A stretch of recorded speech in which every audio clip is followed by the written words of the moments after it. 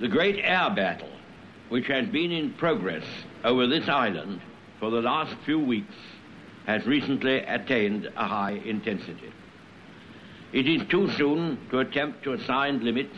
either to its scale or to its duration. We must certainly expect that greater efforts will be made by the enemy than any he has put forth. Hostile airfields are still being developed in France and the Low Countries, and the movement of squadrons and material for attacking us is still proceeding. It is quite plain, sir, that Herr Hitler could not admit defeat in his air attack on Great Britain without sustaining most serious injury. If, after all his boastings and blood-curdling threats and lurid accounts trumpeted round the world of the damage he has inflicted, of the vast numbers of our air force he has shot down, so he says, with so little loss to himself, if after tales of the panic-stricken British crushed in their holes, cursing the plutocratic Parliament which has led them to such a plight, if after all this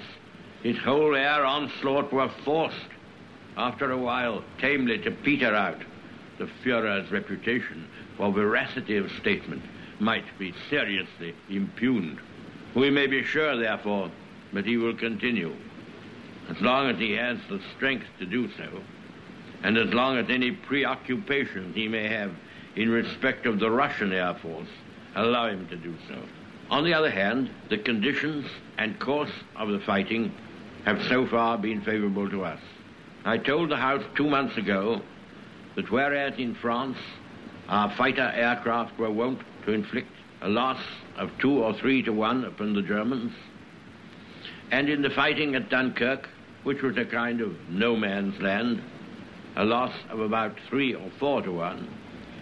we expected that in an attack on this island we should achieve a larger ratio. This has certainly come true. It must also be remembered that all the enemy machines and pilots which are shot down over our island or over the seas which surround it are either destroyed or captured, whereas a considerable proportion of our machines and also of our pilots are saved and soon again, in many cases, come into action. The gratitude of every home in our island, in our empire, and indeed throughout the world, except in the abodes of the guilty, goes out to the British airmen who, undaunted by odds, unwearied in their constant challenge and mortal danger, are turning the tide of the world war by their prowess